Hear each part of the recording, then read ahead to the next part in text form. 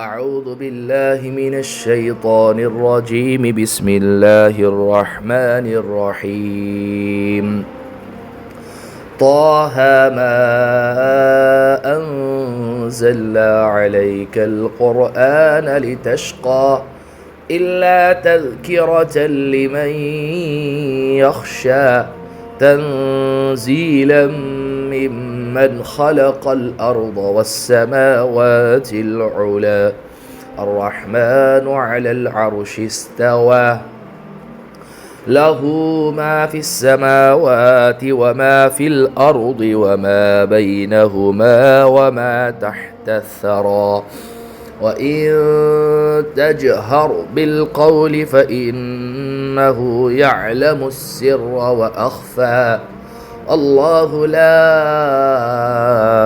إله إلا هو له الأسماء الحسنى۔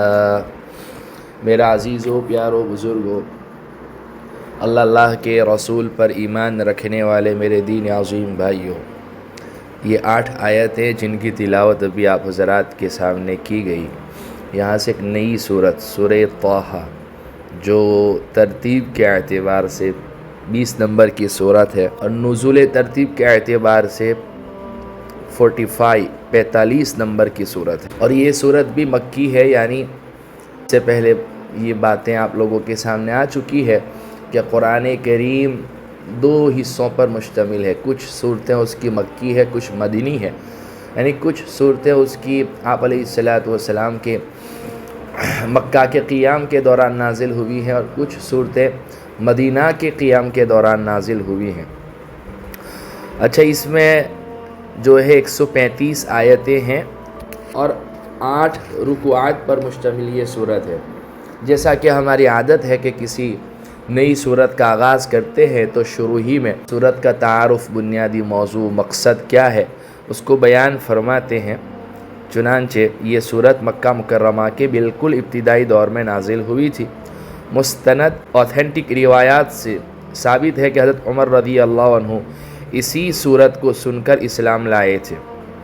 ان کی بہن حضرت فاطمہ اور ان کے بہنوئی حضرت سعید ابن زید رضی اللہ عنہما ان سے پہلے خفیہ طور پر اسلام لا چکے تھے، جس کا انہیں پتہ نہیں تھا۔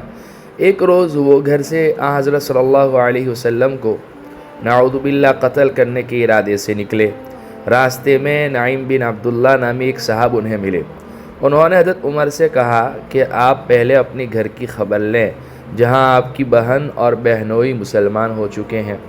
حضرت عمر رضی اللہ عنہ غصے کے عالم میں واپس آئے۔ تو بہن اور بہنوئی حضرت خباب ابن ارت رضی اللہ عنہ سے سورہ طٰہٰ پڑھ رہے تھے۔ حضرت عمر کو آتے دیکھا تو انہوں نے وہ صحیفہ جس پر سورہ طٰہٰ لکھی ہوئی تھی کہیں چھپا دیا، لیکن حضرت عمر پڑھنے کی آواز سن چکے تھے۔ انہوں نے کہا کہ مجھے پتہ چل گیا ہے کہ تم مسلمان ہو چکے ہو، اور یہ کہہ کر بہن اور بہنوئی دونوں کو بہت مارا۔ اس وقت ان دونوں نے کہا کہ آپ ہمیں کوئی بھی سزا دیں، ہم مسلمان ہو چکے ہیں، اور حضرت محمد صلی اللہ علیہ وسلم پر جو کلام اللہ تعالیٰ کی طرف سے نازل ہوا ہے وہ پڑھ رہے تھے۔ حضرت عمر نے کہا کہ اچھا مجھے بھی دکھاؤ وہ کیسا کلام ہے۔ بہن نے ان سے غسل کروا کر صحیفہ ان کو دکھایا جس میں سورہ طٰہٰ لکھی ہوئی تھی۔ اسے پڑھ کر حضرت عمر رضی اللہ عنہ مبہوت رہ گئے اور انہیں یقین ہو گیا کہ یہ کسی انسان کا نہیں، اللہ تعالیٰ کا کلام ہے۔ حضرت خباب رضی اللہ عنہ نے بھی انہیں اسلام لانے کی ترغیب دی اور بتایا کہ حضرت صلی اللہ علیہ وسلم نے یہ دعا فرمائی ہے کہ اللہ تعالیٰ ابو جہل یا عمر ابن خطاب میں سے کسی ایک کو اسلام کی توفیق دے کر اسلام کی قوت کا سامان پیدا فرما دے۔ آپ علیہ السلام نے یہ دعا فرمائی تھی، اللہم ایید الاسلام بعمر ابن الخطاب او بعمر ابن ہشام۔ عمر ابن ہشام یا ابو جہل کا نام تھا، اور عمر ابن خطاب رضی اللہ عنہ یہ تو آپ کے سامنے ہے ہی اسلام کے دوسرے خلیفہ، اور آپ علیہ السلام کی یہ دعا حضرت عمر ابن خطاب رضی اللہ عنہ کے حق میں قبول ہوئی۔ تو حضرت خباب ابن ارت نے بھی ان سے کہا کہ تمہارے متعلق اللہ کے نبی علیہ السلام نے دعا فرمائی ہے۔ چنانچہ اسی وقت وہ حضرت صلی اللہ علیہ وسلم کی خدمت میں حاضر ہوئے اور اسلام قبول فرما لیا۔ جس زمانے میں یہ صورت نازل ہوئی وہ مسلمانوں کے لیے بڑی آزمائش اور تکلیفوں کا زمانہ تھا۔ کفار مکہ نے ان پر عرصہ حیات تنگ کر رکھا تھا، اس لیے اس صورت کا بنیادی مقصد ان کو تسلی دینا تھا کہ اس قسم کی آزمائشیں حق کے علم برداروں کو ہر زمانے میں پیش آئی ہیں، لیکن آخری انجام انہی کے حق میں ہوا ہے۔ چنانچہ اسی سلسلے میں حضرت موسیٰ علیہ السلام کا واقعہ نہایت تفصیل کے ساتھ اسی صورت میں بیان ہوا ہے، جس سے دونوں باتیں ثابت ہوتی ہے، یہ بھی کہ ایمان والوں کو آزمائشوں کا سامنا کرنا پڑتا ہے، اور یہ بھی کہ آخری فتح انہی کی ہوتی ہے۔ اس کے علاوہ یہ بھی ثابت کرنا مقصود ہے کہ تمام انبیاء کرام کی بنیادی دعوت ایک ہی ہوتی ہے کہ انسان خدائے واحد پر ایمان لائے اور اس کے ساتھ کسی کو شریک نہ ٹھہرائے۔ طٰہ ما انزلنا علیک القرآن لتشقی، اللہ فرماتے ہیں کہ ہم نے تم پر قرآن اس لیے نازل نہیں کیا کہ تم تکلیف اٹھاؤ۔ اچھا، طٰہ، بعض مفسرین نے فرمایا ہے کہ طٰہ رسول کریم صلی اللہ علیہ وسلم کے اسماء گرامی میں سے ایک نام ہے، اور بعض مفسرین نے فرمایا ہے کہ یہ ان حروف مقطعات میں سے ہے جو مختلف صورتوں کے شروع میں آئے ہیں، جیسے الف لام میم، الف لام را، الف لام میم صاد، حامیم حامیم، عین سین قاف کاف ہا یا عین صاد وغیرہ وغیرہ، اور ان کے ٹھیک ٹھیک معنی اللہ تعالیٰ کے سوا کوئی نہیں جانتا۔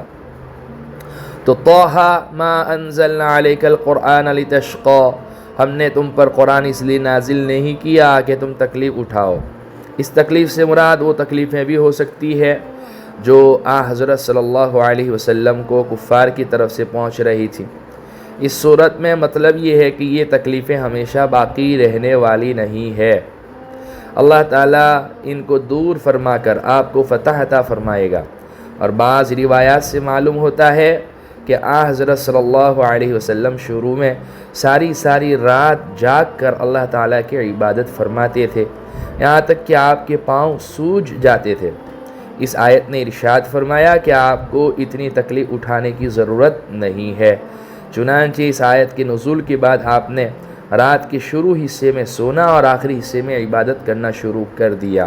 اِلَّا تَذْكِرَةً لِمَن يَخْشَىٰ، اللہ فرماتے ہیں ہم نے تم پر قرآن اس لیے نازل نہیں کیا کہ تم تکلیف اٹھاؤ، البتہ یہ اس شخص کے لیے ایک نصیحت ہے جو ڈرتا ہو، یہ نصیحت اس کے لیے کارآمد ہے جو ڈرتا رہتا ہو کہ میرا طرز عمل صحیح ہے یا نہیں۔ دوسرے الفاظ میں جس کے دل میں حق کی طلب ہو اور جو حد درمی یا لاپرواہی کی روش اختیار کرنے کے بعد بے فکر ہو کر نہ بیٹھ گیا ہو۔ تنزیلا ممن خلق الارض والسماوات العلا، اسے اس ذات کی طرف سے تھوڑا تھوڑا کر کے نازل کیا جا رہا ہے جس نے زمین میں اونچے اونچے آسمان پیدا کیے ہیں۔ الرحمن علی العرش استوا، وہ بڑی رحمت والا عرش پر استوا فرمائے ہوئے ہیں۔ استوائی عربی لفظ ہے جس کے معنی ہے سیدھا ہونا، قائم ہونا، قابو پانا، اور بعض اوقات اس کے معنی بیٹھنے کے بھی ہوتے ہیں۔ اللہ تعالیٰ چونکہ جسم اور مکان سے پاک ہے، اس لیے اس کی یہ معنی سمجھنا صحیح نہیں ہے کہ جس طرح کوئی انسان تخت پر بیٹھتا ہے اسی طرح معاذ اللہ اللہ تعالیٰ بھی عرش پر بیٹھے ہوئے ہیں۔ استوا اللہ تعالیٰ کی ایک صفت ہے، اور جمہور اہل سنت کے نزدیک اس کی ٹھیک ٹھیک کیفیت اللہ تعالیٰ کے سوا کوئی نہیں جانتا، اور اسے متشابہات میں شمار کیا گیا ہے جن کی کھود کرید میں پڑھنے کو سورہ آل عمران کے شروع میں خود قرآن کریم نے منع فرمایا ہے۔ چنانچہ اس کا کوئی بھی ترجمہ کرنا مغالطہ پیدا کر سکتا ہے، غلط فہمی پیدا کر سکتا ہے، اسی بنا پر ہم نے یہاں اس کا ترجمہ نہیں کیا، نہ اس پر کوئی عملی مسئلہ موقوف ہے۔ اتنا ایمان رکھنا کافی ہے کہ اللہ تعالیٰ نے اپنی شان کے مطابق استوا فرمایا، جس کی حقیقت ہماری محدود عقل کے ادراک اور ہماری سمجھ میں آنے سے وہ بالکل پرے ہے، ہماری محدود عقل کے ادراک سے یہ باہر ہے۔ وہ بڑی رحمت والا عرش پر استوا فرمائے ہوئے ہیں۔ لہو ما فی السماوات وما فی الارض وما بینہما وما تحت الثری، آسمانوں اور زمین میں جو کچھ ہے اور ان کے درمیان جو کچھ ہے وہ سب بھی اسی کی ملکیت ہے، اور زمین کی تہوں کے نیچے جو کچھ ہے وہ بھی، آسمان و زمین اور زمین کی تہ میں، آسمان و زمین کے درمیان سب کچھ کس کا ہے؟ اللہ کا ہے۔ سمندر، پہاڑ، آسمان، زمین، یہ سب کس کا ہے؟ اللہ ہی کا ہے۔ لہذا اللہ فرماتے ہیں آسمان اور زمین میں جو کچھ ہے اور ان کے درمیان جو کچھ ہے وہ سب بھی اسی کی ملکیت ہے، اور زمین کی تہوں کے نیچے جو کچھ ہے وہ بھی۔ وَإِن تَجْهَرْ بِالْقَوْلِ فَإِنَّهُ يَعْلَمُ السِّرَّ وَأَخْفَى، اور اگر تم کوئی بات بلند آواز سے کہو یا آہستہ تو وہ چپکے سے کہی ہوئی باتوں کو بلکہ اور زیادہ چھپی ہوئی باتوں کو بھی جانتا ہے۔ اور زیادہ چھپی ہوئی باتیں وہ ہیں جو زبان سے کہی ہی نہیں گئی بلکہ جن کا صرف خیال دل میں آیا۔ اللہ تعالیٰ ان باتوں سے بھی باخبر ہے۔ علیم بذات الصدور، سینوں میں جو بھید چھپے ہوئے ہیں اللہ تعالیٰ تو ان سے بھی باخبر ہے۔ اللہ لا الہ الا ہو لہ الاسماء الحسنی، اللہ وہ ہے جس کے سوا کوئی معبود نہیں ہے، اسی کے اچھے اچھے نام ہیں۔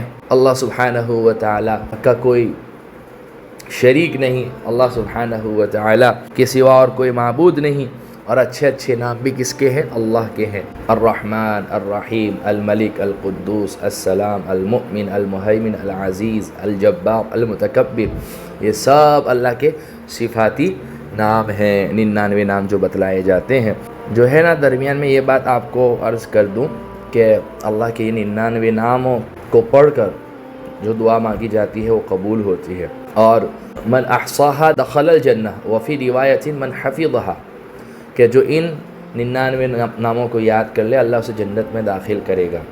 اس لیے یہ اسماء الحسنی ہمیں خود بھی یاد ہونے چاہیے، ہمارے اعلیٰ اولاد کو بھی یاد ہونے چاہیے۔ اسی لیے میں بچے پڑھتے ہیں میرے پاس، میں ان بچوں کو جو ہے ان ناموں کو یاد کرواتا ہوں کہ اللہ کے پیارے پیارے نام، صفاتی نام اگر لیں گے، پکاریں گے اللہ سبحانہ و تعالیٰ کو، تو ڈیفینیٹلی اللہ سبحانہ و تعالیٰ آپ کی دعاؤں کو سنیں گے۔ بہرحال یہ 8 آیتیں تھیں، یہاں سے ایک نئی سورت سورہ طٰہٰ کا آغاز ہوا ہے۔ اللہ سبحانہ و تعالیٰ سے دعا ہے اللہ سبحانہ و تعالیٰ ہمارے اس مبارک سلسلے کو قبول فرماوے، نجات بخشش کا ذریعہ بناوے، کہنے سننے سے زیادہ عمل کی توفیق عطا فرماوے۔ وآخر دعوانا ان الحمد للہ رب العالمین۔